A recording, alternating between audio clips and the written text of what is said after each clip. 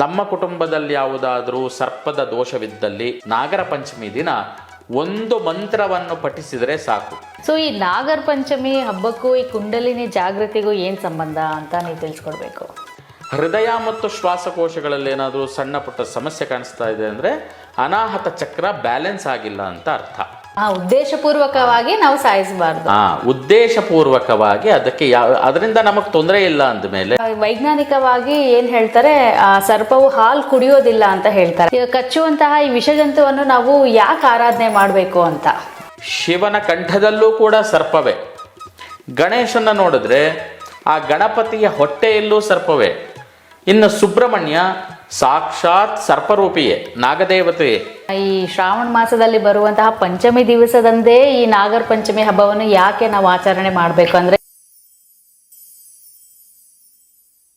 ನಮಸ್ತೆ ವೀಕ್ಷಕರೇ, ವಿಶ್ವಪ್ರಿಯ ಯೂಟ್ಯೂಬ್ ಚಾನಲ್ಗೆ ನಿಮ್ಮೆಲ್ಲರಿಗೂ ಸ್ವಾಗತ. ಇನ್ನೇನು ಶ್ರಾವಣ ಮಾಸ ಬರ್ತಾ ಇದೆ, ಹಾಗೆ ಸಾಲು ಸಾಲಾಗಿ ಹಬ್ಬಗಳು ಸಹ ಬರ್ತಾ ಇದೆ. ಹಾಗಾಗಿ ಮೊದಲನೆಯ ಹಬ್ಬವಾಗಿ ನಾವು ನಾಗರ ಪಂಚಮಿಯನ್ನು ನೋಡೋಣ. ಈ ನಾಗರ ಪಂಚಮಿ ಹೇಗೆ ಆಚರಿಸಬೇಕು, ಅದರ ವಿಶೇಷತೆಗಳೇನು, ಇವೆಲ್ಲವನ್ನು ನಮ್ಮ ಜೊತೆ ಬೆಂಗಳೂರಿನ ವಿದ್ಯಾರಣ್ಯಪುರದಲ್ಲಿರುವಂತಹ ಶ್ರೀ ಸನಾತನ ವೇದ ಪಾಠಶಾಲೆಯ ಅಧ್ಯಾಪಕರಾದ ಹರೀಶ್ ಶರ್ಮಾ ಅವರು ನಮ್ಮ ಜೊತೆ ಇದ್ದಾರೆ. ಇವತ್ತು ಅವರಿಂದ ಈ ಹಬ್ಬದ ವಿಶೇಷತೆಗಳನ್ನು ನಾವು ಇಂದಿನ ದಿವಸ ತಿಳ್ಕೊಳ್ಳೋಣ. ನಮ್ಮ ಕಾರ್ಯಕ್ರಮಕ್ಕೆ ಹರೀಶ್ ಶರ್ಮಾ ಗುರುಗಳನ್ನು ಸ್ವಾಗತಿಸೋಣ. ನಮಸ್ತೆ ಗುರುಗಳೇ. ನಮಸ್ಕಾರ. ಇವತ್ತಿನ ದಿವಸ ನೀವು ನಾಗರ ಪಂಚಮಿ ಹಬ್ಬದ ವಿಶೇಷತೆಗಳನ್ನು ತಿಳಿಸಲಿದ್ದೀರಾ. ಅದಕ್ಕಿಂತ ಮುಂಚೆ ಹಿಂದಿನ ಸಂಚಿಕೆಯಲ್ಲಿ ನೀವು ಗಾಯತ್ರಿ ಮಂತ್ರದ ವಿಶೇಷತೆಗಳನ್ನು, ಹಾಗೆ ಯಾವ ರೀತಿಯಾದ ಗಾಯತ್ರಿ ಮಂತ್ರಗಳಿವೆ ಅವೆಲ್ಲವನ್ನೂ ವಿಸ್ತಾರವಾಗಿ ತಿಳಿಸಿದ್ದೀರಾ. ವೀಕ್ಷಕರು ಸಹ ತುಂಬ ಇಷ್ಟಪಟ್ಟಿದ್ದಾರೆ. ಹಾಗಾಗಿ ಇನ್ನೂ ನಿಮ್ಮ ಮುಖಾಂತರ ಈ ಹಬ್ಬದ ವಿಶೇಷತೆಗಳು, ನಾಗರ ಪಂಚಮಿಯ ಹಬ್ಬದ ವಿಶೇಷತೆಗಳನ್ನು ವಿಸ್ತಾರವಾಗಿ ತಿಳಿಸ್ಬೇಕು ಅಂತ ಕೇಳ್ಕೊಂತೀನಿ. ಓಂ ಶ್ರೀ ಗುರುಭ್ಯೋ ನಮಃ. ಹರಿ ಓಂ. ಆನಂದಸಾಗರಂ ಶಾಂತಂ ಭವವೈದ್ಯಂ ಜಗದ್ಗುರುಂ ದೇವದೇವ ಮುನಿರ್ವಾಕ್ಯಂ ದತ್ತಾತ್ರೇಯಮುಪಾಸ್ಮಹೇ. ಶ್ರೀ ಗುರುದೇವ ದತ್ತ. ಆತ್ಮೀಯ ವಿಶ್ವಪ್ರಿಯ ಯೂಟ್ಯೂಬ್ ಚಾನಲ್ನ ಸಮಸ್ತ ವೀಕ್ಷಕರಿಗೆ ಈ ಶ್ರಾವಣ ಮಾಸದ ನಾಗರ ಪಂಚಮಿ ಪರ್ವದಿನದ ಶುಭಕಾಮನೆಗಳನ್ನು ಹೇಳ್ತಾ, ವಿಶೇಷವಾಗಿ ತಮಗೂ ಕೂಡ ಈ ಒಂದು ನಾಗರ ಪಂಚಮಿಯ ಹಬ್ಬದ ಶುಭಾಶಯಗಳನ್ನು ಕೋರಲಿಕ್ಕೆ ಇಚ್ಛಿಸ್ತೇನೆ. ಹಾಗೆ ಶ್ರಾವಣ ಮಾಸದಲ್ಲಿ ಬರುವಂತಹ ಹಬ್ಬಗಳಲ್ಲಿ ಪ್ರಪ್ರಥಮವಾಗಿರ್ತಕ್ಕಂತಹ ಹಬ್ಬ ಈ ನಾಗರ ಪಂಚಮಿ ಹಬ್ಬ. ಇನ್ನೇನು ಕಳೆದ ಆಷಾಢ ಮಾಸವೆಲ್ಲವೂ ಕೂಡ ನಾವೆಲ್ಲರೂ ಶುಭ ಕಾರ್ಯಗಳನ್ನು ಯಾವುದೂ ಮಾಡೋದಿಲ್ಲ. ಶ್ರಾವಣ ಪ್ರಾರಂಭ ಆಯಿತು ಅಂತ ಹೇಳಿದ್ರೆ ಸಾಲು ಸಾಲಾಗಿ ಹಬ್ಬಗಳು ಬರ್ತಾ ಇರುತ್ತೆ. ಅದರಲ್ಲಿ ಮೊಟ್ಟ ಮೊದಲನೇದು ಈ ನಾಗರ ಪಂಚಮಿ ಅಥವಾ ಗರುಡ ಪಂಚಮಿ ಅಂತ ಕೂಡ ಇದನ್ನು ಕರಿತೀವಿ. ನಾವು ಸಾಮಾನ್ಯವಾಗಿ ಶಿವರಾತ್ರಿ ಹಬ್ಬ ಮಾಡ್ತೀವಿ, ಹಾಗೆ ವೈಕುಂಠ ಏಕಾದಶಿ ಹಬ್ಬ ಮಾಡ್ತೀವಿ, ನವರಾತ್ರಿ ಹಬ್ಬ ಮಾಡ್ತೀವಿ. ಈ ಸಂದರ್ಭದಲ್ಲಿ ನವರಾತ್ರಿಯಲ್ಲಿ ದುರ್ಗೆಯನ್ನು, ಶಿವರಾತ್ರಿಯಲ್ಲಿ ಶಿವನನ್ನು, ವೈಕುಂಠ ಏಕಾದಶಿ ಅಂದರೆ ವಿಷ್ಣು ಸಂಬಂಧ ದೇವತೆಗಳನ್ನು, ಹೀಗೆ ನಿರ್ದಿಷ್ಟವಾಗಿ ಒಂದು ಜನಾಂಗ ಆ ದೇವತೆಯನ್ನು ಪೂಜೆ ಮಾಡ್ತಾರೆ ವಿಶೇಷವಾಗಿ ಅಂತ. ಆದರೆ ಇಡೀ ದೇಶದಲ್ಲಿ ಎಲ್ಲ ಪಂಥದವರು, ಎಲ್ಲ ಸನಾತನಿಗಳು ಆಚರಣೆ ಮಾಡುವಂತಹ ಹಬ್ಬಗಳಲ್ಲಿ ಈ ನಾಗರ ಪಂಚಮಿ ಕೂಡ ಒಂದು. ಇದಕ್ಕೆ ನಿರ್ದಿಷ್ಟತೆ ಇಲ್ಲ, ಎಲ್ಲರೂ ಆಚರಣೆ ಮಾಡ್ತಾರೆ. ಹೀಗೆ ಶ್ರಾವಣ ಮಾಸದಲ್ಲಿ ಬರುವಂತಹ ನಾಗರ ಪಂಚಮಿ ಹಬ್ಬವನ್ನು ಆಚರಿಸೋದು ಪದ್ಧತಿ ಇದೆ. ಈ ನಾಗರ ಪಂಚಮಿ ಹಬ್ಬದ ಉದ್ದೇಶ ಏನು ಮೇನ್ ಆಗಿ? ನಾಗರ ಪಂಚಮಿ ಹಬ್ಬದ ಉದ್ದೇಶ, ಸಹಸ್ರಾರು ವರ್ಷಗಳಿಂದ ನಮ್ಮ ಸನಾತನ ಧರ್ಮದಲ್ಲಿ ಯಾವುದೇ ಹಬ್ಬಗಳನ್ನು ಆಚರಣೆ ಮಾಡಿದ್ರೂ ಕೂಡ ಅದಕ್ಕೊಂದು ಉದ್ದೇಶ ಅನ್ನೋದು ಇದ್ದೇ ಇರುತ್ತೆ. ಅದಕ್ಕೆ ಸೂಕ್ತವಾಗಿರ್ತಕ್ಕಂತಹ ಕಾರಣ ಕೂಡ ಇರುತ್ತೆ. ಹಿಂದಿನ ಕಾಲದಲ್ಲಿ, ಈಗೇನೋ ನಾಗರಿಕತೆ ಇದೆ, ಬೆಂಗಳೂರಿನಲ್ಲಿ ನಾವು ವಾಸ ಆಗಿದ್ದೀವಿ. ಹಿಂದಿನ ಕಾಲದಲ್ಲಿ ಅರಣ್ಯವಾಸಿಗಳಾಗಿದ್ದರು, ಹಳ್ಳಿಗಳಲ್ಲಿ ವಾಸ ಮಾಡ್ತಾಯಿದ್ರು. ಅಂತಹ ಸಂದರ್ಭದಲ್ಲಿ ಈ ತಾವು ಓಡಾಡಬೇಕಾದ್ರೆ ವಿಷ ಜಂತುಗಳು, ಅದರಲ್ಲೂ ವಿಶೇಷವಾಗಿ ಸರ್ಪ, ಹಾವು ಕಚ್ಚದೇ ಇರಲಿ ಅಂಥೇಳಿ ದೈವತ್ವವನ್ನು ಪಡೆದುಕೊಂಡಿರ್ತಕ್ಕಂತಹ ಸರ್ಪಗಳಿಗೆ ನಮಸ್ಕಾರ ಮಾಡ್ತಾಯಿದ್ವಿ, ಪ್ರಾರ್ಥನೆ ಮಾಡ್ತಾಯಿದ್ವಿ. ಅಂದರೆ ಅದರಿಂದ ಆ ವಿಷ ಜಂತುವಿನಿಂದ ಅಪಾಯ ಆಗೋದು ಬೇಡ ನಮಗೆ ಅನ್ನೋದಾದರೆ. ಹಾಗೆ ಕುಟುಂಬಗಳಲ್ಲಿ ಯಾರಿಗಾದರೂ ಸಂತಾನ ಆಗ್ತಾ ಇಲ್ಲ, ವಂಶವು ಬೆಳೀತಾ ಇಲ್ಲ ಅಂದಾಗ ಕೂಡ ಈ ಸರ್ಪದೇವತೆಗಳನ್ನು ಆರಾಧನೆ ಮಾಡ್ತಾ ಇರ್ತೀವಿ. ಅದರ ಜೊತೆಗೆ ನಮ್ಮ ಕಷ್ಟಗಳು ದೂರವಾಗಲಿ, ಧನ ಪ್ರಾಪ್ತಿಯಾಗಲಿ ಅನ್ನೋ ಉದ್ದೇಶದಿಂದಲೂ ಈ ನಾಗದೇವತೆಯನ್ನು ಪ್ರಾರ್ಥನೆ ಮಾಡ್ತೀವಿ. ಇನ್ನೂ ವಿಶೇಷವಾಗಿ ಎಷ್ಟೋ ರೋಗಗಳು ಮನುಷ್ಯನಿಗೆ ಆವರಿಸುತ್ತೆ, ಅದರಲ್ಲೂ ಚರ್ಮ ರೋಗ. ಈ ಚರ್ಮ ರೋಗಗಳು ಅಂತ ಬಂದಾಗ ಈಗಿನ ನಮ್ಮ ವೈದ್ಯಕೀಯ ಭಾಷೆಯಲ್ಲಿ ಹರ್ಪಿಸ್ ಅಂತ ಕರಿತೀವಿ. ಆಗ ನಾವು ಅದಕ್ಕೆ ಸರ್ಪಸುತ್ತು ಅಂತ ಕರಿತಾ ಇದ್ದೀವಿ. ಸೊ ಹಳ್ಳಿಗಳಲ್ಲಿ ಇವತ್ತು ಆ ಸರ್ಪಸುತ್ತು ಅನ್ನೋ ಪದ ಬಳಕೆಯಲ್ಲಿದೆ. ಆ ಸರ್ಪಸುತ್ತಾದರೂ ಕೂಡ ಈ ಸರ್ಪದೇವತೆಯನ್ನು ಆರಾಧನೆ ಮಾಡುವಂಥದ್ದು. ಈ ಎಲ್ಲ ಉದ್ದೇಶಗಳಿಂದ ನಾಗದೇವತೆಯನ್ನು ಆರಾಧನೆ ಮಾಡೋದು ಒಂದು ಕಡೆ ಆದರೆ, ಇನ್ನೊಂದು ಕುತೂಹಲಕಾರವಾಗಿರ್ತಕ್ಕಂಥ ವಿಚಾರವನ್ನು ವೀಕ್ಷಕರಿಗೆ ನಾನು ಹೇಳಬೇಕು. ನಾವು ಸಾಮಾನ್ಯವಾಗಿ ಯೋಗಾಭ್ಯಾಸ ಮಾಡ್ತೀವಿ. ಯೋಗದಲ್ಲಿ ಕುಂಡಲನಿ ಅನ್ನುವಂತಹ ಪದವನ್ನು ನೀವು ಕೇಳಿರ್ತೀರ. ಆ ಕುಂಡಲನಿ ಕೂಡ ಮನುಷ್ಯನ ಪ್ರಾಣಶಕ್ತಿ. ಅದು ಆ ಪ್ರಾಣಶಕ್ತಿಯು ಪ್ರಬುದ್ಧವಾಗಿರಲಿ ಅನ್ನೋ ಉದ್ದೇಶ ಕೂಡ ಈ ನಾಗರ ಪಂಚಮಿಯ ಹಬ್ಬಕ್ಕೆ ಇದೆ. ಅದರಲ್ಲಿ ಕುಂಡಲಿನಿ ಹಾವಿನ ರೂಪದಲ್ಲಿ ಇರುತ್ತೆ. ಖಂಡಿತ ಹೌದು, ಅದು ಮುಂದೆ ನಾನು ತಿಳಿಸ್ತೀನಿ. ಈ ಶ್ರಾವಣ ಮಾಸದಲ್ಲಿ ಬರುವಂತಹ ಪಂಚಮಿ ದಿವಸದಂದೇ ಈ ನಾಗರ ಪಂಚಮಿ ಹಬ್ಬವನ್ನು ಯಾಕೆ ನಾವು ಆಚರಣೆ ಮಾಡಬೇಕು ಅಂದ್ರೆ, ಇದರ ಹಿನ್ನೆಲೆಯಾಗಿ ಪೌರಾಣಿಕದಲ್ಲಿ ಏನಾದರೂ ಇದರ ಒಂದು ನಮಗೆ ಆಧಾರ ಸಿಗುತ್ತಾ ಅಂತ. ನಾಗರ ಪಂಚಮಿಗೆ ಖಂಡಿತ ಪುರಾಣದಲ್ಲಿ ಕಥೆ ಇದೆ. ಇದರಲ್ಲಿ ನೀವು ಸಾಮಾನ್ಯವಾಗಿ ಮಹಾಭಾರತದಲ್ಲಿ ಈ ಒಂದು ಕಥೆಯನ್ನು ನಾವು ಗ್ರಹಿಸಬಹುದು. ನಾವೆಲ್ಲರೂ ಜನಮೇಜಯ ಎಂಬುವಂತಹ ರಾಜನ ಹೆಸರು ಕೇಳೇ ಇದ್ದೀವಿ. ಈ ಜನಮೇಜಯ ರಾಜನ ತಂದೆ ಪರೀಕ್ಷಿತ ರಾಜ. ಈ ಪರೀಕ್ಷಿತ ರಾಜ ಒಮ್ಮೆ ಅರಣ್ಯದಲ್ಲಿ ಬೇಟೆಗಾಗಿ ಹೋಗ್ತಾನೆ. ಯಾವುದೋ ಒಂದು ಸುಂದರವಾಗಿರ್ತಕ್ಕಂತಹ ಮೃಗವನ್ನು ನೋಡ್ತಾನೆ. ಆ ಮೃಗವನ್ನು ಸಂಹಾರ ಮಾಡಬೇಕು ಅಂತ ಹೇಳಿ ಪ್ರಯತ್ನ ಮಾಡ್ತಾ ಇದ್ದಾಗ ಅವನಿಂದ ತಪ್ಪಿಸ್ಕೊಂಡು ಹೊರಟೋಗುತ್ತೆ ಆ ಮೃಗ. ಆಗ ತಾನು ಸುತ್ತಲೂ ತಿರುಗಿದಾಗ ಒಬ್ಬರು ಮುನಿವರಿಯರು, ಮಹರ್ಷಿಗಳು, ಅವರ ಹೆಸರು ಶಮಿಕ ಮುನಿ ಅಂತ. ಆ ಮುನಿಗಳು ತಪಸ್ಸನ್ನು ಮಾಡ್ತಾ ಇರ್ತಾರೆ, ಧ್ಯಾನಸ್ಥಿತರಾಗಿರ್ತಾರೆ. ಈ ಮೃಗವನ್ನು ಸಿಗದಂತಹ ಪರೀಕ್ಷಿತ ರಾಜ ಆ ಮುನಿಗಳ ಬಳಿ ಹೋಗಿ, ತಾವು ಇಲ್ಲಿ ಯಾವುದಾದ್ರೂ ಒಂದು ಮೃಗವನ್ನು ನೋಡಿದ್ರಾ ಅಂತ ಕೇಳ್ತಾನೆ. ತಪಸ್ಸಿನಲ್ಲಿ ಮಗ್ನರಾಗಿದ್ದರಿಂದ ಶಮಿಕ ಮುನಿಗಳು ಏನೂ ಮಾತಾಡೋದಿಲ್ಲ. ಆಗ ಪರೀಕ್ಷಿತ ರಾಜನಿಗೆ ಕೋಪ ಬರುತ್ತೆ. ನಾನು ದೇಶದ ರಾಜ, ನನ್ನ ಮಾತಿಗೆ ಬೆಲೆಯೇ ಇಲ್ಲ ಅಂತ ಹೇಳಿ ಕೋಪಗೊಂಡು ಅತ್ತ ಇತ್ತ ನೋಡ್ತಾನೆ. ಒಂದು ಸರ್ಪ ಸತ್ತು ಬಿದ್ದಿರುತ್ತೆ. ಆ ಸತ್ತಂತಹ ಸರ್ಪವನ್ನು ತೆಗೆದುಕೊಂಡು ಬಂದು ತಪಸ್ಸು ಮಾಡ್ತಾ ಇರ್ತಕ್ಕಂತಹ ಶಮಿಕ ಮುನಿಯ ಕೊರಳಿಗೆ ಹಾಕಿಬಿಡ್ತಾನೆ. ಅಂದರೆ ಆ ಮುನಿಯನ್ನ ಅಪಮಾನಗೊಳಿಸಬೇಕು ಅನ್ನೋದು ಅವನ ಉದ್ದೇಶ ಆಗಿತ್ತು. ಅದನ್ನು ಹಾಕಿ ಆತ ಹೊರಟು ಬಿಡ್ತಾನೆ. ಕೆಲ ಹೊತ್ತಿನ ನಂತರ ಶಮಿಕ ಮುನಿಗಳ ಮಗ ಬರ್ತಾನೆ. ಬಂದು ತನ್ನ ತಂದೆಯ ಕೊರಳಲ್ಲಿ ಸತ್ತ ಹಾವನ್ನು ನೋಡಿ ಆಶ್ಚರ್ಯಗೊಂಡು ಕೋಪಗೊಂಡು ಇದೇನಾಯಿತು ಅಂತ ಹೇಳಿ ಪರೀಕ್ಷೆ ಮಾಡಿದಾಗ ಆಗ ಗೊತ್ತಾಗುತ್ತೆ ಪರೀಕ್ಷಿತ ರಾಜನ ಕೃತ್ಯ ಈ ರೀತಿ ನಡೆದಿದೆ ಅಂತ. ಬಹಳ ಬೇಸರಗೊಳ್ತಾನೆ. ಮಗ ಪರೀಕ್ಷಿತ ರಾಜನಿಗೆ ಶಾಪವನ್ನು ಕೊಡ್ತಾನೆ. ಇದೇ ಸರ್ಪಗಳಿಂದ ನೀನು ಹತನಾಗು ಅಂತ ಹೇಳಿ, ನಿನ್ನ ಸಾವು ಈ ಸರ್ಪಗಳಿಂದಲೇ ಆಗಬೇಕು ಅಂತ ಹೇಳಿ ಶಾಪ ಕೊಡ್ತಾನೆ. ನಂತರ ಧ್ಯಾನದಿಂದ ಪುನಃ ಸಹಜ ಅವಸ್ಥೆಗೆ ಬಂದಂತಹ ಶಮಿಕ ಮುನಿಗಳನ್ನ ಮಗ ಕುರಿತು ಹೇಳ್ತಾನೆ. ಈ ರೀತಿ ನಿನ್ನ ಕೊರಳಿಗೆ ಪರೀಕ್ಷಿತ ರಾಜ ಸತ್ತ ಸರ್ಪವನ್ನು ಹಾಕಿದ್ದ, ಅವನಿಗೆ ನಾನು ಶಾಪ ಕೊಟ್ಟಿದ್ದೀನಿ ಅಂತ. ಆಗ ಎಂಥ ಮಹಾಮಹಿಮರು ನೋಡಿ, ಶಮಿಕ ಮುನಿಗಳು ಮಗನಿಗೆ ಬುದ್ಧಿವಾದ ಹೇಳ್ತಾರೆ. ಆತ ದೇಶದ ರಾಜ, ರಾಜನನ್ನು ನಾವು ಈ ರೀತಿ ಶಾಪ ಕೊಡಬಾರ್ದು. ರಾಜನಿಗೆ ಶಾಪ ಕೊಟ್ಟರೆ ರಾಜ್ಯಕ್ಕೆ ಶಾಪ ಕೊಟ್ಟ ಹಾಗೆ ನಮ್ಮ ತಪಶಕ್ತಿ ಎಲ್ಲವೂ ನಾಶ ಆಗೋಗುತ್ತೆ. ಅದರಿಂದ ಇದನ್ನು ನೀನು ಪರೀಕ್ಷಿತ ರಾಜನಿಗೆ ಹೋಗಿ ತಿಳಿಸು ಅಂತ ಹೇಳ್ತಾರೆ. ತಮ್ಮ ಋಷಿಗಳಲ್ಲೇ ಒಬ್ಬ ಸೇವಕನನ್ನು ಕರೆದು ಪರೀಕ್ಷಿತ ರಾಜನ ಬಳಿ ಹೋಗಿ ಈ ವಿಚಾರವನ್ನು ತಿಳಿಸುತ್ತಾರೆ. ಆಗ ಪರೀಕ್ಷಿತ ರಾಜನಿಗೆ ಭಯ ಉಂಟಾಗುತ್ತೆ. ಅಯ್ಯೋ, ಯಾವ ಸರ್ಪಗಳು ಬಂದು ನಮ್ಮನ್ನು ಸಂಹಾರ ಮಾಡಿಬಿಡುತ್ತೋ ಅಂತ ಅವನ ಅರಮನೆಯ ಹೊರಭಾಗಕ್ಕೆ ಬಂದು ಪರೀಕ್ಷಿತ ರಾಜ ಒಂದು ದೊಡ್ಡದಾಗಿರ್ತಕ್ಕಂತಹ ಕಂಬವನ್ನು ಕಟ್ತಾನೆ. ಆ ಕಂಬದ ಮೇಲೆ ಅವನ ರಾಜಭವನವನ್ನು ನಿರ್ಮಿಸ್ತಾನೆ. ಅಂದರೆ ಯಾವುದೇ ಸರ್ಪಗಳು ಆ ಅರಮನೆಯ ಒಳಗಡೆ ಹೋಗಬಾರ್ದು, ಅವನಿಗೆ ತೊಂದರೆ ಆಗಬಾರ್ದು ಅಂತ ಹೇಳಿ ದೊಡ್ಡದಾಗಿರ್ತಕ್ಕಂತಹ ಕಂಬವನ್ನಿಟ್ಟು ಕಂಬದ ಮೇಲೆ ಒಂದು ರಾಜಭವನವನ್ನು ನಿರ್ಮಿಸಿ ಅಲ್ಲಿ ಒಬ್ಬರು ವೈದ್ಯರನ್ನು ನೇಮಕ ಮಾಡ್ತಾನೆ. ವಿಷ ಕಚ್ಚಿದ್ರೆ ಆ ವೈದ್ಯ ತತ್ಕ್ಷಣದಲ್ಲಿ ಅದನ್ನು ಸರಿ ಮಾಡಬೇಕು. ಹಾಗೆ 24 ಗಂಟೆ ಕಾಲ ಭಯಭೀತನಾಗಿ ಕೂತ್ಕೊಂಡಿರ್ತಾನೆ. ಯಾವ ಹಾವು ಬಂದು ನನಗೆ ಸಂಹಾರ ಮಾಡುತ್ತೋ ಪ್ರಾಣ ಭಯದಿಂದ ಒದ್ದಾಡ್ತಾ ಇರ್ತಾನೆ. ಇನ್ನೊಂದು ಕಡೆ ಅವನಿಗೆ ಶಾಪ ಅಂತೂ ಇದೆ.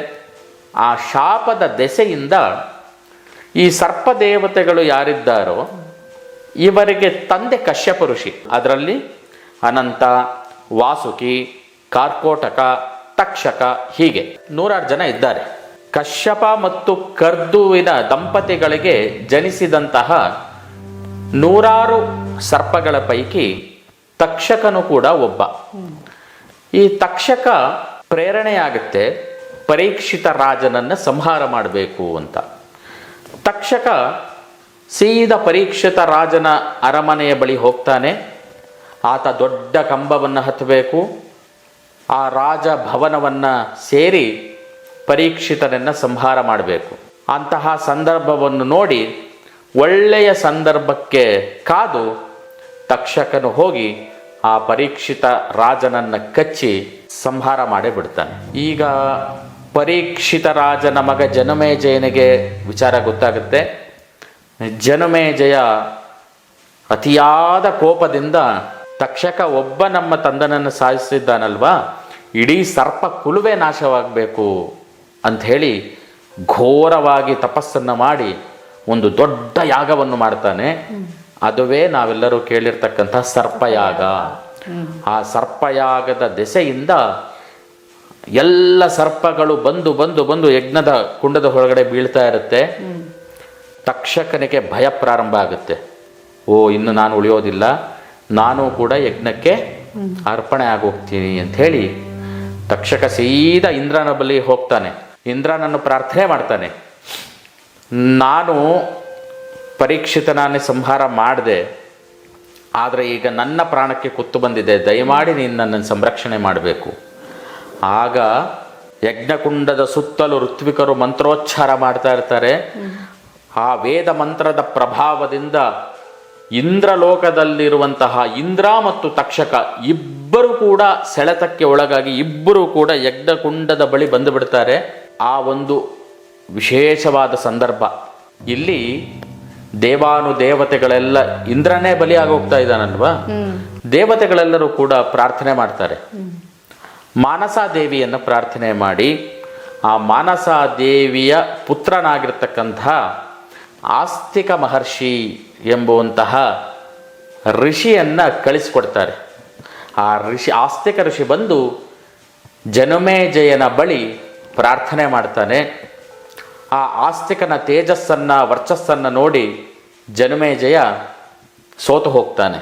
ಆ ಆಸ್ತಿಕ ಮುನಿಗೆ ನನ್ನಿಂದ ಏನು ಸಹಾಯ ಆಗಬೇಕು ಅಂತ ಹೇಳಿ ಜನಮೇಜಯ ಕೇಳಿಕೊಂಡಾಗ, ಈ ಸರ್ಪಗಳ ಯಜ್ಞವನ್ನು ನೀನು ನಿಲ್ಲಿಸಬೇಕು, ಸರ್ಪಗಳ ಸಂತತಿಯನ್ನು ನಾಶ ಮಾಡೋದನ್ನು ನಿಲ್ಲಿಸಬೇಕು ಅಂತ ಹೇಳಿ ವಿನಮ್ರವಾಗಿ ಪ್ರಾರ್ಥನೆ ಮಾಡಿದ ದೆಸೆಯಿಂದ ಜನಮೇಜಯ ಆತನ ಆಸ್ತಿಕ ಮುನಿಯ ಒಂದು ಕೋರಿಕೆಯನ್ನು ಮನ್ನಿಸಿ ಗಟ್ಟಿಯಾದ ನಿರ್ಧಾರ ತೆಗೆದುಕೊಂಡು ಸರ್ಪಯಾಗವನ್ನು ನಿಲ್ಲಿಸ್ತಾನೆ. ತಕ್ಷಕನಿಗೆ ಸಾವು ಬರೋದಿಲ್ಲ. ಇಂದ್ರನೂ ಕೂಡ ಆ ಆಸ್ತಿಕ ಮುನಿಯ ಪ್ರಾರ್ಥನೆಯಿಂದ ಬದುಕುಳಿಯುತ್ತಾನೆ. ಈ ರೀತಿ ಇಡೀ ಸರ್ಪಕುಲ ಸಾವಿನಿಂದ ಹೊರಗೆ ಬಂದು ತಮ್ಮ ಪ್ರಾಣವನ್ನು ಉಳಿಸಿಕೊಂಡಂತಹ ದಿನವೇ ಶ್ರಾವಣ ಮಾಸದ ಶುಕ್ಲ ಪಕ್ಷದ ಪಂಚಮಿ. ಅದನ್ನು ನಾವು ನಾಗರ ಪಂಚಮಿ ಎಂಬುವಂತಹ ಹೆಸರಿನಿಂದ ಆರಾಧನೆ ಮಾಡ್ತೀವಿ. ಇದ್ರ ಜೊತೆಗೆ ಗರುಡ ಪಂಚಮಿ ಅಂತ ಕೂಡ ಇದನ್ನು ಕರೀತೀವಿ. ಇದಕ್ಕೆ ಗರುತ್ಮಂತ ಅಂತ ಗರುಡನ ಹೆಸರು. ಇದಕ್ಕೆ ಅಂತಹ ವೈಶಿಷ್ಟ್ಯ ಏನೂ ಇಲ್ಲದೆ ಇದ್ದರೂ ಗರುಡ ಸಿಕ್ಕ ಹಾವುಗಳನ್ನೆಲ್ಲ ಸಂಹಾರ ಮಾಡ್ತಾ ಇರ್ತಾನೆ. ಆಗ ಮಹಾವಿಷ್ಣುವನ್ನು ಪ್ರಾರ್ಥನೆ ಮಾಡುವಂತಹ ಸರ್ಪದೇವತೆಗಳು ಕೂಡ ಇರ್ತಾರೆ. ಅವರು ಮಹಾವಿಷ್ಣುವನ್ನು ಪ್ರಾರ್ಥನೆ ಮಾಡಿ ನಮ್ಮ ಕುಲವನ್ನು ಉಳಿಸಬೇಕು ಅಂತ ಹೇಳಿದಾಗ ವಾಹನನಾಗಿರ್ತಕ್ಕಂತಹ ಗರುತ್ಮಂತನನ್ನು ಅಂದರೆ ಗರುಡನನ್ನು ಕರೆದು ಮಹಾವಿಷ್ಣು ಅವನಿಗೆ ಬುದ್ಧಿವಾದ ಹೇಳ್ತಾನೆ. ಇವರೂ ಕೂಡ ನನ್ನ ಭಕ್ತರೇ, ಇವರನ್ನು ನೀನು ಸಂಹಾರ ಮಾಡಬಾರ್ದು ಅಂತ ಹೇಳಿದಾಗ ಆಗ ಮಹಾವಿಷ್ಣುವಿನ ಆಜ್ಞೆಯಂತೆ ಅಂದಿನಿಂದ ಗರುಡನು ಕೂಡ ಈ ಕೆಲವೊಂದು ಸರ್ಪಗಳ ಮೇಲೆ ಆತನ ಒಂದು ಪ್ರಭಾವ ಇರೋದಿಲ್ಲ. ಆ ಸರ್ಪಗಳ ಮೇಲೆ ಆತ ಸರ್ಪಗಳನ್ನು ಸಂಹಾರ ಮಾಡೋದಕ್ಕೆ ನಿಲ್ಲಿಸ್ತಾನೆ. ಆದ್ದರಿಂದ ಈ ದಿನವನ್ನು ಗರುಡ ಪಂಚಮಿ ಅಂತ ಕೂಡ ಕರಿತೀವಿ. ಸೊ ಗರುಡ ಪಂಚಮಿ, ನಾಗರ ಪಂಚಮಿ ಒಂದೇ ದಿವಸ, ಒಂದೇ, ಎರಡೂ ಒಂದೇ. ಎರಡು ಪದಗಳಿಂದ ನಾವು ಹಬ್ಬದ ವೈಶಿಷ್ಟ್ಯವನ್ನು ಹೇಳ್ತೀವಿ ಅಷ್ಟೇ. ಗುರುಗಳೇ, ಈಗ ಪೌರಾಣಿಕದು ತುಂಬ ಅದ್ಭುತವಾಗಿ ನೀವು ತಿಳಿಸಿದ್ದೀರಾ. ಹಾಗೆ ಇದರ ಆಚರಣೆ ಪದ್ಧತಿ ಕೂಡ ಹಾಗೆ ತಿಳಿಸ್ಕೊಡಿ ಅಂತ ಕೇಳ್ಕೊತೀನಿ. ಸಾಮಾನ್ಯವಾಗಿ ನಾಗರ ಪಂಚಮಿ ಹಬ್ಬವನ್ನು ವಿಶೇಷವಾಗಿ ನಮ್ಮ ಮನೆಗಳಲ್ಲೇ ಮಾಡ್ತೀವಿ. ಕೆಲವು ಸಂಪ್ರದಾಯಗಳು ಬೇರೆ ಬೇರೆ ಮಾಡ್ತೀವಿ. ನಮ್ಮ ದಕ್ಷಿಣ ಭಾರತದಲ್ಲಿ ಅಕ್ಕಿ ಹಿಟ್ಟಿನಿಂದ ಒಂದು ತೊಟ್ಟಿಲನ್ನು ಮಾಡೋ ಪದ್ಧತಿ ಇದೆ, ಅಥವಾ ಒಂದು ಬಟ್ಟಲನ್ನು ಮಾಡೋ ಪದ್ಧತಿ ಇದೆ. ಆ ಬಟ್ಟಲಿನಲ್ಲಿ ನಾಗದೇವತೆಯ ಆಕಾರವನ್ನು, ಅಂದರೆ ನಾಗದ ಬಿಂಬವನ್ನು ರಚಿಸಿ ಆ ಬಟ್ಟಲಲ್ಲಿ ಇಟ್ಟು ಆ ಅಕ್ಕಿ ಹಿಟ್ಟಿನಿಂದ ಮಾಡಿರ್ತಕ್ಕಂಥ ನಾಗದೇವತೆಗೆ ಹಾಲನ್ನು ಪ್ರೋಕ್ಷಣೆ ಮಾಡೋದ್ರ ಮೂಲಕ, ವಿಶೇಷವಾಗಿ ತಾಳೆ ಹೂವು ಅಂತ ಕೇಳಿದ್ದೀವಿ, ನೋಡಿರ್ತೀರ. ತಾಳೆ ಹೂವನ್ನು ನಾಗದೇವತೆಗೆ ಸಮರ್ಪಣೆ ಮಾಡೋದ್ರ ಮೂಲಕ ನಾವು ಈ ಹಬ್ಬದ ಆಚರಣೆ ಮಾಡ್ತೀವಿ. ಇನ್ನು ಕೆಲವರು ಚಿಕ್ಕ ಚಿಕ್ಕ ನಾಗಪ್ಪನ ವಿಗ್ರಹ ಮನೇಲಿ ಇಟ್ಕೊಂಡಿರ್ತೀವಿ. ಆ ವಿಗ್ರಹಕ್ಕೆ ಒಂದು ಅಭಿಷೇಕವನ್ನು ಮಾಡಿ ರುದ್ರಾಭಿಷೇಕವನ್ನು ಮಾಡ್ತೀವಿ. ಇನ್ನು ಸಾಧ್ಯವಾದರೆ ಹತ್ತಿರದಲ್ಲೆಲ್ಲಾದರೂ ಹುತ್ತ ಇದ್ದರೆ, ಸರ್ಪದ ಆವಾಸ ಸ್ಥಾನ, ಆ ಹುತ್ತದ ಬಳಿಯೇ ಹೋಗಿ ಭಕ್ತಿಯಿಂದ ಪೂಜೆಯನ್ನು ಮಾಡುವಂಥದ್ದು. ದೇವಸ್ಥಾನಗಳಲ್ಲಿ ಅಶ್ವತ್ಥ ವೃಕ್ಷದ ಕೆಳಗೆ ನಾಗರಕಲ್ಲು, ನಾಗರಕಟ್ಟೆ ಅಂತ ಕರಿತೀವಿ, ಅಲ್ಲಿ ಕೂಡ ಹೋಗಿ ನಾವು ಪೂಜೆಯನ್ನು ಮಾಡೋದು. ಹೀಗೆ ವಿಶೇಷವಾಗಿ ಕಡಲೆಕಾಳು, ಹಾಗೆ ಅಕ್ಕಿ ಹಿಟ್ಟು ಮತ್ತು ಚಿಗಳಿ, ತಂಬಿಟ್ಟು ಇವುಗಳನ್ನು ನೈವೇದ್ಯ ಮಾಡೋದ್ರ ಮೂಲಕ ಆ ನಾಗದೇವತೆಯನ್ನು ಪ್ರಾರ್ಥನೆ ಮಾಡುವಂತಹ ಸಂಪ್ರದಾಯ ನಮ್ಮಲ್ಲಿ ಇದೆ. ಇನ್ನು ವಿಶೇಷವಾಗಿ ನಾಗರ ಪಂಚಮಿ ದಿನ ನಮ್ಮದೆಲ್ಲ ಒಂದು ಪದ್ಧತಿ ಇದೆ.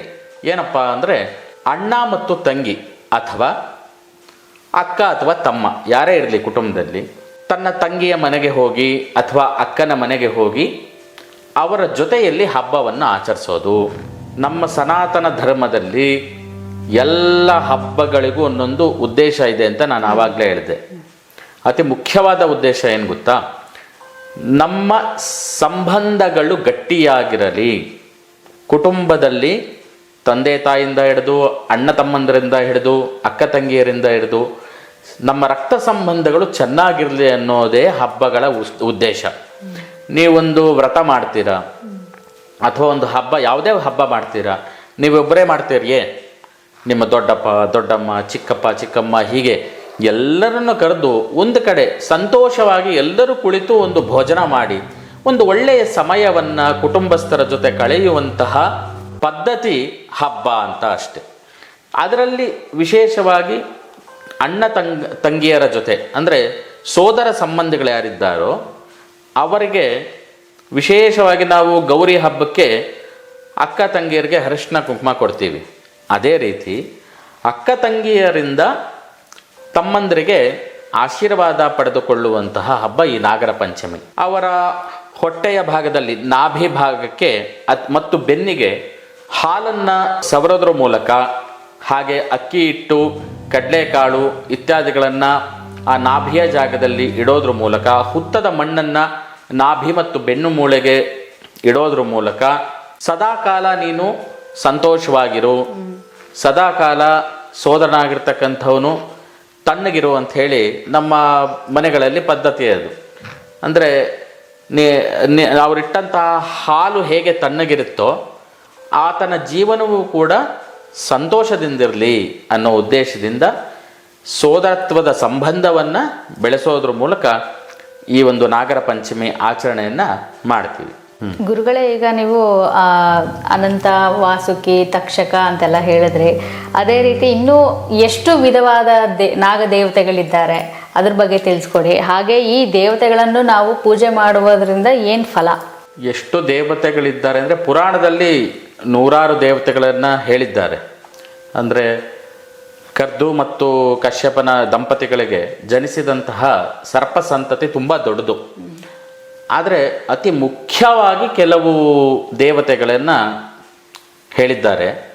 ಅದರಲ್ಲಿ ನವನಾಗ ದೇವತೆಗಳು ಅನ್ನೋದು ನಾವೆಲ್ಲರೂ ಕೇಳೇ ಇದ್ದೀವಿ. 9 ರೀತಿಯ ನಾಗದೇವತೆಗಳಿಗೆ ವಿಶೇಷವಾಗಿರ್ತಕ್ಕಂಥ ಸ್ಥಾನಮಾನ ಇದೆ. ನೀವು ಹೇಳಿದ ರೀತಿ ಅನಂತ, ವಾಸುಕಿ, ಕರ್ಕೋಟಕ, ತಕ್ಷಕ ಹೀಗೆ ಹೇಳಿದ್ರಲ್ವ. ಈ ನವನಾಗ ದೇವತೆಗಳನ್ನು ಆರಾಧನೆ ಮಾಡಿದ್ರೆ ಒಂದೊಂದು ದೇವತೆಗೂ ಒಂದೊಂದು ಫಲವನ್ನು ಶಾಸ್ತ್ರಗಳಲ್ಲಿ ಹೇಳಿದ್ದಾರೆ. ಅದಕ್ಕೂ ಒಂದು ಶ್ಲೋಕನೇ ಹೇಳ್ತೀವಿ.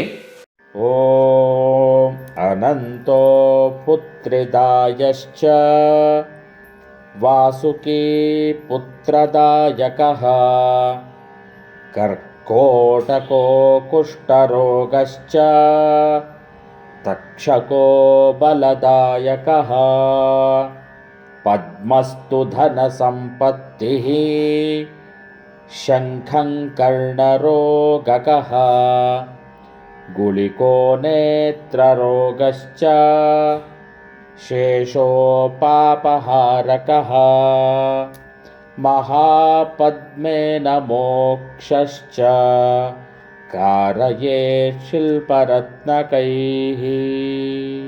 ಈ ರೀತಿ ಶಾಸ್ತ್ರಗಳಲ್ಲಿ 9 ಬಗೆಯ ಸರ್ಪ ದೇವತೆಗಳನ್ನು ಆರಾಧನೆ ಮಾಡಿದ್ರೆ 9 ರೀತಿಯ ಫಲ ಅಂತ ಹೇಳಿದ್ದಾರೆ. ಮೊದಲಿಗೆ ಅನಂತ ಎಂಬುವಂತಹ ದೇವತೆಯನ್ನು ಪ್ರಾರ್ಥನೆ ಮಾಡಿದ್ದಾದರೆ ಅನಂತೋ ಪುತ್ರಿದಾಯಶ್ಚ, ನಮಗೆ ಹೆಣ್ಣು ಮಗುವೇ ಬೇಕು ಅಂತ ಹೇಳಿ ಅಪೇಕ್ಷೆ ಯಾರು ಪಟ್ಟಿರ್ತಾರೋ ಅವರಿಗೆ ಅನಂತ ಎಂಬುವಂತಹ ಸರ್ಪದೇವತೆಯ ಆರಾಧನೆ ಮಾಡಿದ್ರೆ ಸಾಕು. ಹಾಗೆ ವಾಸುಕಿ ಪುತ್ರದಾಯಕ, ವಾಸುಕಿಯನ್ನು ಆರಾಧನೆ ಮಾಡಿದ್ರೆ ಪುತ್ರನ ಒಂದು ಸಂತಾನವಾಗುತ್ತೆ. ಹಾಗೆ ಕಾರ್ಕೋಟಕೋ ಕುಷ್ಠರೋಗಶ್ಚ ತಕ್ಷಕೋ ಬಲದಾಯಕ. ಕಾರ್ಕೋಟಕೋ ಕುಷ್ಠರೋಗಶ್ಚ, ಕಾರ್ಕೋಟಕ ತುಂಬ ವಿಷಕಾರ ಆಗಿರ್ತಕ್ಕಂತಹ ಹಾವು. ಆ ಕಾರ್ಕೋಟಕ ಸರ್ಪದೇವತೆಯನ್ನು ಆರಾಧನೆ ಮಾಡಿದರೆ ಮನುಷ್ಯನ ಕುಷ್ಠರೋಗವು ನಿವಾರಣೆ ಆಗುತ್ತೆ. ಹಾಗೆ ತಕ್ಷಕೋ ಬಲದಾಯಕ, ತಕ್ಷಕನನ್ನು ಆರಾಧನೆ ಮಾಡಿದ್ರೆ ಬಲವೃದ್ಧಿಯಾಗುತ್ತೆ. ಪದ್ಮಸ್ತು ಧನ ಸಂಪತ್ತಿ, ಪದ್ಮ ಎಂಬುವಂತಹ ಸರ್ಪದೇವತೆಯಿಂದ ಧನ ಪ್ರಾಪ್ತಿಯಾಗುತ್ತೆ. ಶಂಖಂ ಕರ್ಣರೋಗಕಃ, ಶಂಖ ಎಂಬುವಂತಹ ಸರ್ಪದೇವತೆ ಆರಾಧನೆಯಿಂದ ಕರ್ಣರೋಗ ಅಂತ ಹೇಳಿದರೆ ಕಿವಿಗೆ ಸಂಬಂಧಪಟ್ಟಂತಹ ರೋಗಗಳೇನಾದರೂ ಇದ್ದರೆ ಅದು ನಿವಾರಣೆ ಆಗುತ್ತೆ. ಗುಳಿಕೋ ನೇತ್ರರೋಗಶ್ಚ, ಕಣ್ಣಿಗೆ ಸಂಬಂಧಪಟ್ಟಂತಹ ಕಾಯಿಲೆ ಇದ್ದರೆ ಗುಳಿಕಾ ಎಂಬುವಂತಹ ಸರ್ಪದೇವತೆಯನ್ನು ಆರಾಧನೆ ಮಾಡಬೇಕು. ಹಾಗೆ ಶೇಷೋ ಪಾಪಹಾರಕಃ, ಶೇಷನಾಗನನ್ನು ಪ್ರಾರ್ಥನೆ ಮಾಡಿದ್ರೆ ನಮ್ಮೆಲ್ಲ ಪಾಪಗಳು ಕ್ಷಯಿಸುತ್ತೆ. ಇನ್ನು 9ನೇದು ಮಹಾಪದ್ಮೇನ ಮೋಕ್ಷಶ್ಚ, ಮಹಾಪದ್ಮ ಎಂಬುವಂತಹ ಸರ್ಪದೇವತೆಯಿಂದ ಮೋಕ್ಷ ಪ್ರಾಪ್ತಿಯಾಗುತ್ತೆ ಅಂಥೇಳಿ ನಮ್ಮ ವೇದಗಳಲ್ಲಿ ಪುರಾಣಗಳಲ್ಲಿ ಉಲ್ಲೇಖ ಆಗಿದೆ. ಹಾಗೆ ಇಂತಹ ಸರ್ಪದೇವತೆಗಳನ್ನು ಎಲ್ಲ ಕಡೆ ನೋಡ್ತೀವಿ ನಾವು. ಅಂದರೆ ಒಂದು ಪುರಾಣಗಳಲ್ಲಿ ಯಾವುದೇ ದೇವತೆಗಳನ್ನು ತೆಗೆದುಕೊಳ್ಳಿ, ಈಗ ನಾರಾಯಣ ಮಹಾವಿಷ್ಣು ಎಲ್ಲಿ ಮಲಗಿದ್ದಾನೆ? ಆದಿಶೇಷನ ಮೇಲೆ ಮಲಗಿದ್ದಾನೆ. ಆ ಸರ್ಪ ನಾರಾಯಣನು ಮಲಗಿದರೆ ಆತ ಹಾಸಿಗೆ, ಅದೇ ನಾರಾಯಣನು ನಿಂತರೆ ಆ ನಾಗದೇವತೆ ಪೀಠ ಆಗುತ್ತೆ. ಅದೇ ನಾರಾಯಣನು ನಡೆದುಕೊಂಡು ಹೋದರೆ ಆ ಸರ್ಪವೇ ಪಾದುಕೆಯಾಗುತ್ತೆ, ಪಾದರಕ್ಷೆ ಆಗುತ್ತೆ. ಹಾಗೆ ನಾವು ಶಿವನನ್ನು ನೋಡ್ತೀವಿ, ಶಿವನ ಕಂಠದಲ್ಲೂ ಕೂಡ ಸರ್ಪವೇ. ಗಣೇಶನ ನೋಡಿದ್ರೆ ಆ ಗಣಪತಿಯ ಹೊಟ್ಟೆಯಲ್ಲೂ ಸರ್ಪವೇ. ಇನ್ನು ಸುಬ್ರಹ್ಮಣ್ಯ ಸಾಕ್ಷಾತ್ ಸರ್ಪರೂಪಿಯೇ, ನಾಗದೇವತೆಯೇ.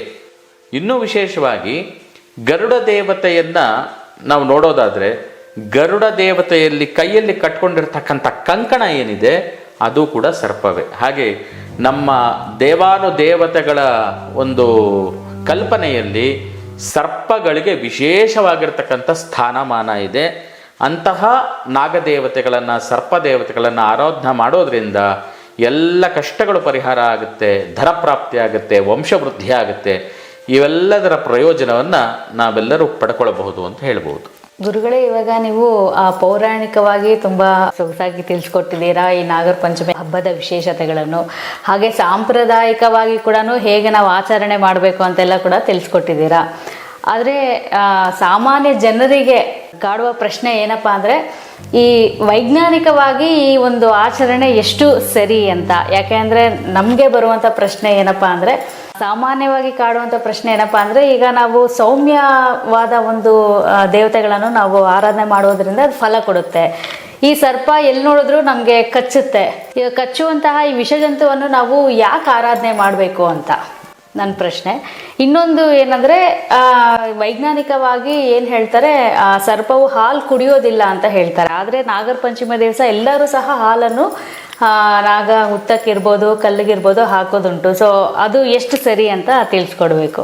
ಅಂದರೆ ನಿಮ್ಮ ಪ್ರಶ್ನೆ ನಿಮ್ಮದೇ ಅಲ್ಲ, ಎಷ್ಟೋ ಸಹಸ್ರಾರು ವೀಕ್ಷಕರ ಪ್ರಶ್ನೆ ಆಗಿರುತ್ತೆ ಅಂದ್ಕೊಳ್ತೀನಿ ನಾನು. ಇದು ಒಂದು ಮೂಢನಂಬಿಕೆ. ಮೊಟ್ಟ ಮೊದಲನೇ ಪ್ರಶ್ನೆ ಅದೇ. ಇದು ಒಂದು ಮೌಢ್ಯ ಆಚರಣೆ, ಅಥವಾ ನಮ್ಮನ್ನು ನೋಡಿ ಕೆಲವರು ನಗುವಂಥದ್ದು, ಹಾಸ್ಯ ಮಾಡುವಂಥದ್ದು, ಅಥವಾ ಆಕ್ಷೇಪ ಮಾಡುವಂಥದ್ದು. ಕುಡಿಯೋ ಹಾಲನ್ನ ಎತ್ಕೊಂಡು ಹೋಗಿ ಎಲ್ಲೋ ಚೆಲ್ತಾ ಇದ್ದೀರಾ ಅಂತೇಳಿ ಆಕ್ಷೇಪ ಮಾಡುವಂಥದ್ದು.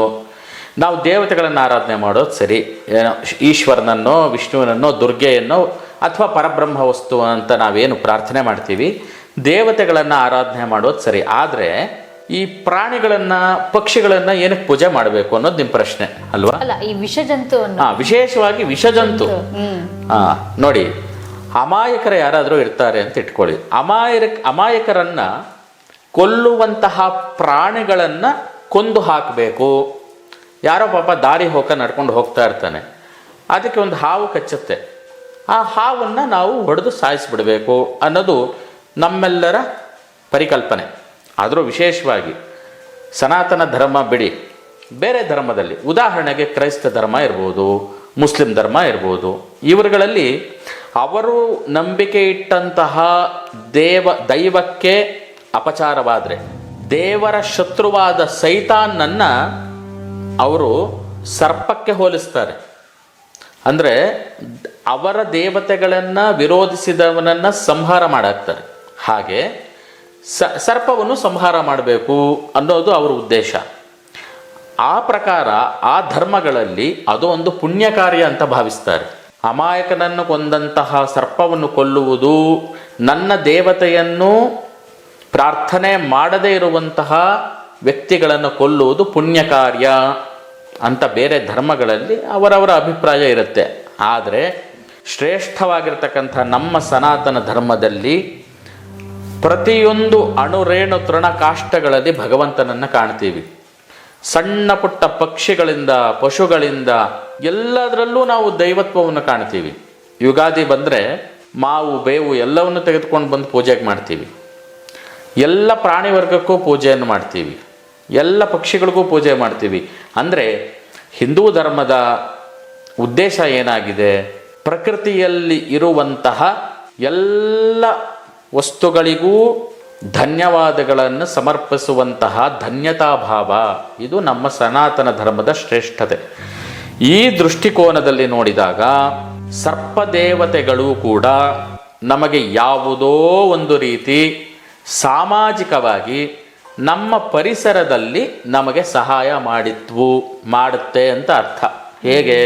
ಹಿಂದಿನ ಕಾಲದಲ್ಲಿ ಒಂದಷ್ಟು ರೈತರೆಲ್ಲ ಕಷ್ಟಪಟ್ಟು ಬೆಳೆ ಬೆಳೀತಾ ಇದ್ರು, ಕೃಷಿ ಮಾಡ್ತಾ ಇದ್ರು. ಇವಾಗೂ ಕೃಷಿ ಮಾಡ್ತೀವಿ. ನಮಗೆ ತಿಳಿಯದೋ ರಾತ್ರಿ ಎಲ್ಲ ನಾವು ಆ ಸ್ಥಳದಲ್ಲಿ ಕುಳಿತು ಕಾಯಕ್ಕೆ ಸಾಧ್ಯ ಇಲ್ಲ. ಯಾವುದೋ ವಿಷಜಂತುಗಳು, ಹಾವು ಇತ್ಯಾದಿಗಳು ಬಂದು ಸಣ್ಣ ಸಣ್ಣ ಇಲಿಗಳನ್ನು, ಚಿಕ್ಕ ಚಿಕ್ಕ ಕ್ರಿಮಿಕೀಟಗಳನ್ನು, ಈ ರೀತಿ ಸಣ್ಣ ಪುಟ್ಟ ಸರೀಸೃಪಗಳನ್ನೆಲ್ಲ ತನ್ನ ಹೊಟ್ಟೆಯ ಹಸಿವಿಗಾಗಿ ಸಂಹಾರ ಮಾಡ್ತಾ ಹೋಗ್ತಾ ಇದ್ದಂಗೆ ಈ ರೈತ ಬೆಳೆದ ಬೆಳೆಯೂ ಕೂಡ ಉಳಿತಾ ಹೋಯಿತು. ಇಲ್ಲ ಅಂದರೆ ಎಲ್ಲ ಇಲಿಗಳೆಲ್ಲ ರೈತನ ಬೆಳೆ ತಿಂದ್ಕೊಳ್ತಾ ಇತ್ತಲ್ವೇ. ಸಾಮಾಜಿಕವಾಗಿ ಪರಿಸರವನ್ನು ಕೂಡ ಮನುಷ್ಯನಿಗೆ ಅನುಕೂಲವಾಗುವಂತೆ, ಸರ್ಪಕ್ಕೆ ತನ್ನ ಹೊಟ್ಟೆ ಹಸಿವಿರಬಹುದು, ಅದು ಯಾವುದೋ ಪ್ರಾಣಿ ತಿಂದಿರಬಹುದು, ಆದರೆ ಇದು ಮನುಷ್ಯನಿಗೆ ಲಾಭ ಆಯ್ತಲ್ವೇ, ಅವನ ಬೆಳೆ ಉಳ್ಕೊಳ್ತಲ್ವಾ. ಸೊ ಈ ರೀತಿ ದೃಷ್ಟಿಕೋನದಲ್ಲಿ ನಾವು ಯೋಚನೆ ಮಾಡಬೇಕು ಅಷ್ಟೇ ವಿನಃ ಸರ್ಪ ಅದು ಕೆಟ್ಟದ್ದು ಅಂತ ಹೇಳಿ ನೋಡಿ, ಒಂದು ಪ್ರಾಣಿ ಮತ್ತೊಂದು ಪ್ರಾಣಿಯನ್ನು ಸಂಹಾರ ಮಾಡುತ್ತೆ. ಭಗವಂತ ಸೃಷ್ಟಿಯೇ ಹಾಗೆ. ಉದ್ದೇಶಪೂರ್ವಕವಾಗಿ ನಾವು ಸಾಯಿಸಬಾರ್ದು. ಉದ್ದೇಶಪೂರ್ವಕವಾಗಿ ಅದಕ್ಕೆ ಅದರಿಂದ ನಮಗೆ ತೊಂದರೆ ಇಲ್ಲ ಅಂದಮೇಲೆ ನಮ್ಮಿಂದ ಅದಕ್ಕೆ ತೊಂದರೆ ಮಾಡಬಾರ್ದು. ಆ ಒಂದು ಉದ್ದೇಶವನ್ನು ಇಟ್ಕೊಂಡು ಅವುಗಳಲ್ಲಿ ನಾವು ಧನ್ಯತಾಭಾವವನ್ನು, ಆ ಸರ್ಪವು ಇಲಿಗಳನ್ನು ತಿಂದಿದ್ದರಿಂದಲೇ ನಮ್ಮ ಬೆಳೆ ಉಳಿಯಿತು ಎಂಬುವಂತಹ ದೃಷ್ಟಿಕೋನದಲ್ಲಿ ನಾವು ಇದನ್ನು ನೋಡಬೇಕು ಅನ್ನೋದು ಒಂದು ವಿಚಾರ. ಆದರೆ ಇನ್ನೊಂದು ಪ್ರಶ್ನೆ ಕೇಳಿದ್ರೆ ಅದು ಭಾಳ ಚೆನ್ನಾಗಿತ್ತು ನಿಮ್ಮ ಪ್ರಶ್ನೆ. ವೈಜ್ಞಾನಿಕವಾಗಿ ವಿಜ್ಞಾನಿಗಳು ಹೇಳೋ ರೀತಿ ಹಾವು ಹಾಲನ್ನು ಕುಡಿಯೋದಿಲ್ಲ, ಆದರೆ ನಮ್ಮಲ್ಲಿ ಹೋಗಿ ಹುತ್ತಕ್ಕೆ ಯಥೇಚ್ಛವಾಗಿ ಹಾಲನ್ನು ಹಾಕ್ತೀವಿ. ನಿಮ್ಮ ಪ್ರಶ್ನೆ ನಿಜವಾಗ್ಲೂ ಸಮಂಜಸ. ಕಾರಣ ಇದೇ ಶಾಸ್ತ್ರಗಳು ಹೇಳುತ್ತೆ, ಪಯಃಪಾನಂ ಭುಂಜಕಾನಾಂ ಕೇವಲಂ ವಿಷವರ್ಧನಂ ಅಂತ. ಸರ್ಪಗಳಿಗೆ ಹಾಲನ್ನು ಹಾಕಿದ್ರೆ ಬರೀ ಕೇವಲ ವಿಷವರ್ಧನಂ, ಆ ದೇಹದಲ್ಲಿ ವಿಷವರ್ಧನೆ ಆಗುತ್ತೆ ವಿನಃ ಅದೇನು ನಮಗೆ ಪೂರಕವಾಗಿ ಕೆಲಸ ಮಾಡೋದಿಲ್ಲ. ಸೊ ಇದು ಕೂಡ ಅವೈಜ್ಞಾನಿಕವೇ ಅಂತಲೂ ಹೇಳ್ಬೋದು. ಪ್ರತ್ಯಕ್ಷವಾಗಿ ಹಾಲನ್ನು ಹಾವು ಕುಡಿಯೋದಿಲ್ಲ, ಆದರೆ ಆ ಹುತ್ತಕ್ಕೆ ಹಾಲನ್ನು ಹಾಕಿದಾಗ ಹುತ್ತವನ್ನು ಕಟ್ಟಿದಂತಹ ಚಿಕ್ಕ ಚಿಕ್ಕ ಇರುವೆಗಳಿರುತ್ತೆ, ಸಣ್ಣ ಪುಟ್ಟ ಕ್ರಿಮಿಕೀಟಗಳಿರುತ್ತೆ, ಅವುಗಳಿಗೆ ಆ ಹಾಲು ಆಹಾರವಾಗ್ತಾ ಇತ್ತೆ ಎಂಬುವಂತಹ ದೃಷ್ಟಿಯಿಂದ ಹಾಲನ್ನು ಹಾಕುವಂತಹ ಪದ್ಧತಿ ಇತ್ತು. ನಾವು ನೋಡುವಂತಹ ದೃಷ್ಟಿಕೋನ ಬೇರೆ ಆಗಬೇಕೋ ವಿನಃ ನಮ್ಮ ಆಚರಣೆಗಳಲ್ಲಿ ತಪ್ಪನ್ನು ಹುಡುಕುವ ಪ್ರಯತ್ನವನ್ನು ಮಾಡೋದು ಬೇಡ. ಅದಕ್ಕೆ ಹಿರಿಯರು ಸುಖ ಸುಮ್ಮನೆ ಪದ್ಧತಿಗಳನ್ನು ಮಾಡಿರೋದಿಲ್ಲ. ಖಂಡಿತವಾಗಲೂ ಒಂದು ಸಮಾಜಕ್ಕೆ ಪೂರಕವಾಗಿರ್ತಕ್ಕಂತಹ ಉದ್ದೇಶ ಅವರಲ್ಲಿ ಇದ್ದೇ ಇರುತ್ತೆ, ನಂಬಿಕೆ ಇದ್ದೇ ಇರುತ್ತೆ. ಹಾಗಿದ್ದಾಗ ನಾವು ಪುರಾಣಗಳಲ್ಲೇನೋ ಬರ್ತಿತ್ತು, 5 ತಲೆ 5 ಹೆಡೆ ಇರ್ತಕ್ಕಂಥ ಹಾವು, 7 ಹೆಡೆ ಇರ್ತಕ್ಕಂಥ ಹಾವು, ಸಹಸ್ರಾರು ಹೆಡೆ ಇರ್ತಕ್ಕಂಥ ಹಾವು. ಇದೆಲ್ಲ ಕಪೋಕಲ್ಪಿತವಾಗಿರುವಂಥದ್ದ? ಖಂಡಿತ ಇಲ್ಲ. ಪ್ರಸ್ತುತ ನಾವಿವಾಗ ವಾಸ ಆಗಿದ್ದೀವಿ ಕಲಿಯುಗದಲ್ಲಿ, ನಮಗೆ ಇವೆಲ್ಲ ಸಿಗದೇ ಇರಬಹುದು. ಈ ರೀತಿ ಬೇರೆ ಬೇರೆ ಎಷ್ಟೋ ಹೆಡೆಗಳುಳ್ಳುವಂತಹ ಹಾವುಗಳನ್ನು ನಾವು ನೋಡದೇ ಇರಬಹುದು. ಈ ನಾಗದೇವತೆಗಳೇ ಅನ್ನೋದು ಇವು ದೇವಯೋನಿಗಳು ಅಂತ ಕರೆಸ್ಕೊಳ್ಳುತ್ತೆ, ಸಿದ್ಧರು ಅಂತ ಕಳಿಸ್ಕೊಡುತ್ತೆ. ಅದೇ ರೀತಿ ಇದು ಒಂದು ದೇವಗಣ, ದೇವಯೋನಿಗಳು. ಅವರ ಆಶೀರ್ವಾದ ನಮ್ಮಂತಹ ಮನುಷ್ಯರ ಮೇಲೆ ಖಂಡಿತ ಇರಬೇಕು ಅಂಥೇಳಿ ನನ್ನ ಅಭಿಪ್ರಾಯ. ಗುರುಗಳೇ, ಪ್ರಾರಂಭದಲ್ಲಿ ನೀವು ಉದ್ದೇಶಗಳ ಬಗ್ಗೆ ಮಾತಾಡಬೇಕಾದಾಗ ಸಾಕಷ್ಟು ವಿಚಾರಗಳು ಹೇಳ್ತಾ ಬಂದು ನೀವು ಕುಂಡಲಿನಿಯ ಜಾಗೃತಿ ವಿಚಾರವನ್ನು ನೀವು ತಿಳಿಸ್ಕೊಟ್ರಿ ನಮಗೆ. ಸೊ ಈ ನಾಗರ ಪಂಚಮಿ ಹಬ್ಬಕ್ಕೂ ಈ ಕುಂಡಲಿನಿ ಜಾಗೃತಿಗೂ ಏನು ಸಂಬಂಧ ಅಂತ ನೀವು ತಿಳಿಸ್ಕೊಡ್ಬೇಕು. ನಾಗರ ಪಂಚಮಿಗೂ ಕುಂಡಲಿನಿಗೂ ಏನು ಸಂಬಂಧ? ಮೊದಲು ಕುಂಡಲಿನಿ ಅಂದರೆ ಏನು ಅನ್ನೋದನ್ನು ವೀಕ್ಷಕರಿಗೆ ಹೇಳುವ ಪ್ರಯತ್ನ ಮಾಡ್ತೀನಿ. ನಾವು ಪ್ರತಿನಿತ್ಯ ಯೋಗಾಭ್ಯಾಸ ಮಾಡ್ತೀವಿ. ಯೋಗ ಅಂತ ಹೇಳಿದ್ರೆ ದೈಹಿಕವಾಗಿ ಮಾಡುವಂತಹ ವ್ಯಾಯಾಮ ಯೋಗದ ಒಂದು ಭಾಗ ಅಷ್ಟೇ. ಯೋಗದ ಪರಿಕಲ್ಪನೆ ನಮ್ಮ ಸನಾತನ ಧರ್ಮದಲ್ಲಿ ಅತಿ ದೊಡ್ಡದಾಗೇ ಇದೆ. ಯೋಗ ಸಾಧಕರು ಅಂದರೆ ಅಷ್ಟಾಂಗ ಯೋಗ ಅಂತ ಕರಿತೀವಿ. ಈ ರೀತಿ 8 ಯೋಗಗಳಿದೆ. ಈ ಯೋಗಗಳನ್ನು ಮಾಡ್ತಾ ಮನುಷ್ಯನ ದೇಹದಲ್ಲಿರುವಂತಹ ಸಪ್ತ ಚಕ್ರಗಳೇನಿದೆ ಆ ಚಕ್ರಗಳನ್ನು ಆರಾಧಿಸುವಂತಹ ಪ್ರಕ್ರಿಯೆಯೇ ಈ ಕುಂಡಲಿನಿ ಜಾಗೃತಿ ಅಂತ ಅರ್ಥ.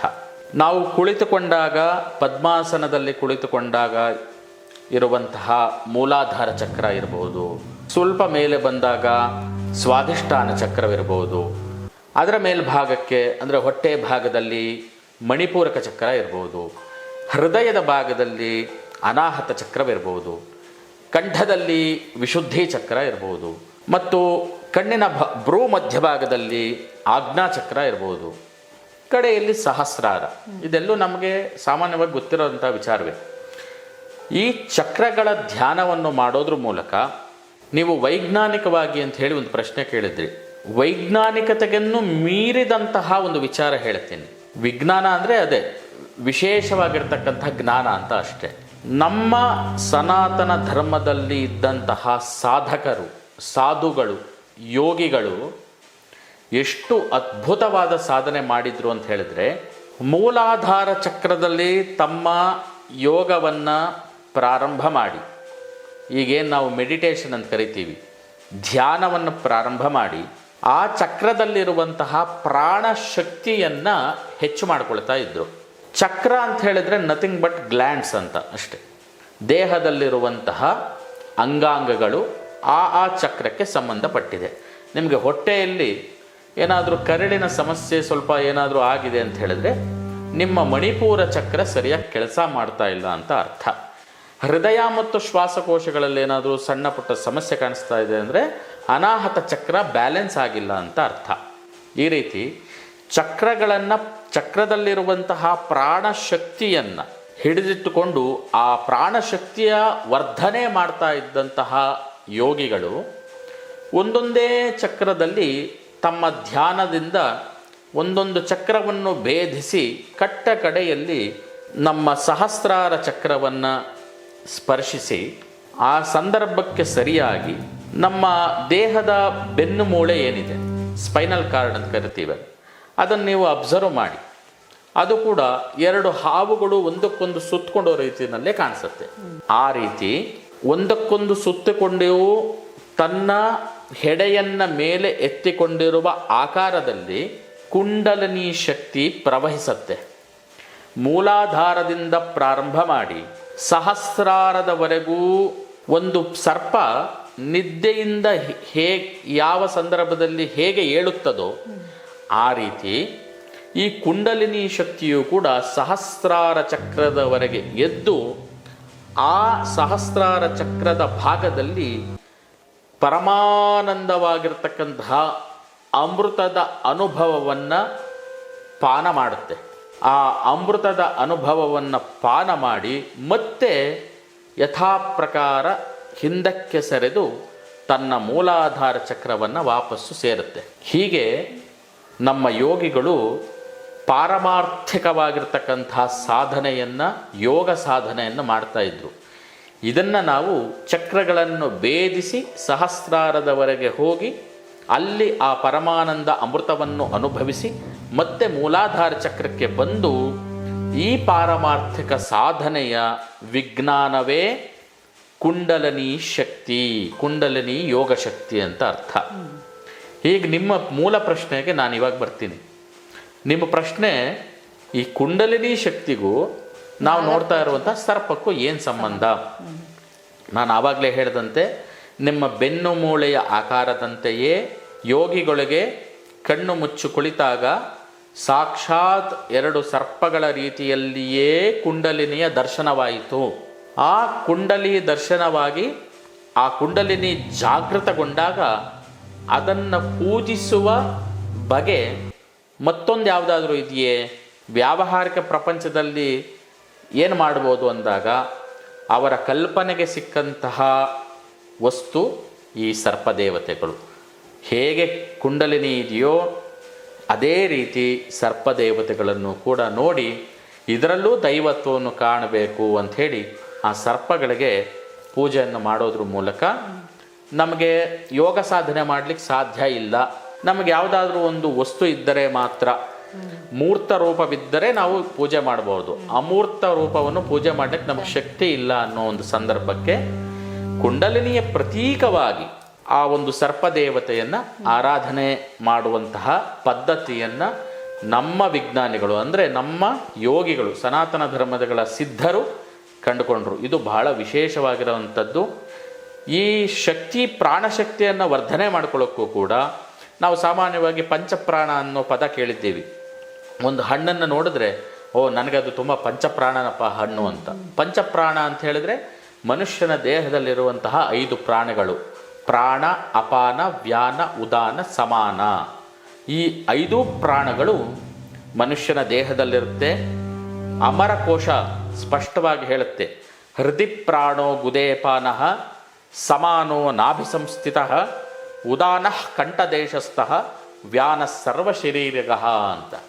ಅಂದರೆ ಹೃದಯ ಭಾಗದಲ್ಲಿ ಪ್ರಾಣ ಎಂಬುವಂತಹ ಪ್ರಾಣ, ಗುದೇಪಾನಃ ಗುದಸ್ಥಾನದಲ್ಲಿ ಅಪಾನ ಎಂಬುವಂತಹ ಪ್ರಾಣ, ಸಮಾನೋ ನಾಭಿ ಸಂಸ್ಥಿತಃ ನಾಭಿ ಹೊಕ್ಕಳಲ್ಲಿ ಸಮಾನ ಎಂಬುವಂತಹ ಪ್ರಾಣ, ಕಂಠದಲ್ಲಿ ಉದಾನ ಎಂಬುವಂತಹ ಪ್ರಾಣ, ಇಡೀ ಶರೀರದಲ್ಲಿ ವ್ಯಾನ ಎಂಬುವಂತಹ ಪ್ರಾಣ ಇದೆ. ಈ ಪ್ರಾಣಶಕ್ತಿಗಳನ್ನು ಉದ್ದೀಪನಗೊಳಿಸಿದಾಗ, ಅಂದರೆ ಚಕ್ರ ಧ್ಯಾನವನ್ನು ಮಾಡಿ ಸರ್ಪ ರೂಪದಲ್ಲಿರುವಂತಹ ಕುಂಡಲಿನಿಯನ್ನು ಆರಾಧನೆ ಮಾಡಿದಾಗ, ಅಥವಾ ಅದನ್ನು ಮಾಡಲಿಕ್ಕೆ ನಮ್ಗೆ ಶಕ್ತಿ ಇಲ್ಲ ಅಂದರೆ ಅದರ ಪ್ರತೀಕವಾಗಿ ನಾಗದೇವತೆಗಳನ್ನು ಪೂಜಿಸಿದಾಗ ಎಲ್ಲರಿಗೂ ಸಂತಾನದ ಭಾಗ್ಯ ಸಿಗತ್ತೆ.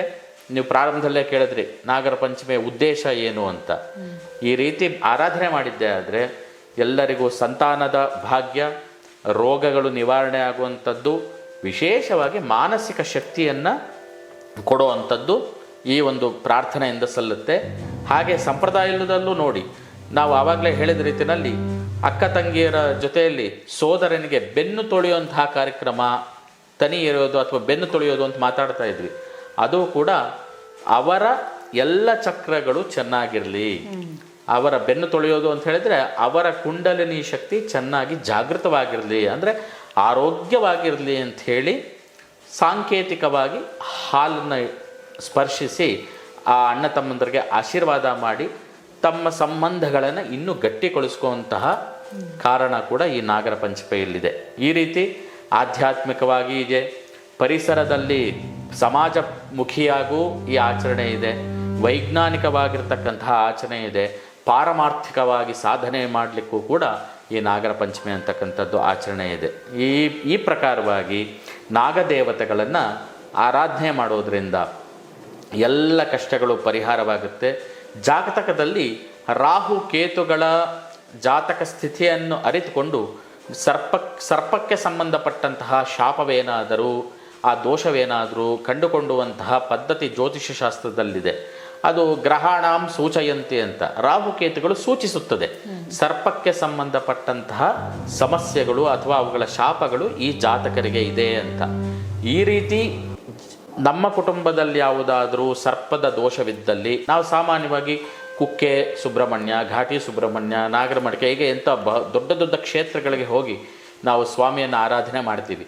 ಅವೆಲ್ಲ ಅವಕಾಶ ಇಲ್ಲಪ್ಪ ಅನ್ನೋ ಸಂದರ್ಭಕ್ಕೆ ಈ ಪರ್ವದಿನ ನಾಗರ ಪಂಚಮಿ ದಿನ ಒಂದು ಮಂತ್ರವನ್ನು ಪಠಿಸಿದರೆ ಸಾಕು. ಈ ಶ್ಲೋಕವನ್ನು ಪಠನೆ ಮಾಡಿದ್ದೆ ಆದರೆ ಖಂಡಿತವಾಗಲೂ ನಮ್ಮಲ್ಲಿರುವಂತಹ ಎಲ್ಲ ನಾಗದೋಷಗಳು ನಿವಾರಣೆ ಆಗುತ್ತೆ. ಈ ಒಂದು ಶ್ಲೋಕವನ್ನು ನಮ್ಮ ವೀಕ್ಷಕರಿಗೋಸ್ಕರ ತಾವು ಅವರ ಟಿ ವಿ ಪರದೆ ಮೇಲೆ ಕೂಡ ಬರುತ್ತೆ ಅಂತ ನಾನು ಭಾವಿಸ್ತೀನಿ. ಈ ಮುಂದೆ ಹೇಳುವಂತಹ ಶ್ಲೋಕವನ್ನು ತಾವೆಲ್ಲರೂ ಕನಿಷ್ಠ 108 ಬಾರಿ ನಾಗರ ಪಂಚಮಿ ಹಬ್ಬದ ದಿನ ಪಠಣ ಮಾಡೋದ್ರ ಮೂಲಕ ಆ ಸಾಕ್ಷಾತ್ ನಾಗದೇವತೆಯ ಅನುಗ್ರಹವನ್ನು ಪಡ್ಕೊಳ್ಬೋದು ಅಂತ ಹೇಳಲಿಕ್ಕೆ ಬಯಸ್ತೇನೆ. ಓಂ ಕ್ರೌಂ ನಮೋ ಅಸ್ತು ಸರ್ಪೇಭ್ಯೋ ಕಾಲ ಸರ್ಪ ಶಾಂತಿ ಕುರು ಕುರು ಸ್ವಾಹಾ. ಓಂ ಕ್ರೌಂ ನಮೋ ಅಸ್ತು ಸರ್ಪೇಭ್ಯೋ ಕಾಲ ಸರ್ಪ ಶಾಂತಿ ಕುರು ಕುರು ಸ್ವಾಹಾ. ಓಂ ಕ್ರೌಂ ನಮೋ ಅಸ್ತು ಸರ್ಪೇಭ್ಯೋ ಕಾಲ ಸರ್ಪ ಶಾಂತಿ ಕುರು ಕುರು ಸ್ವಾಹಾ.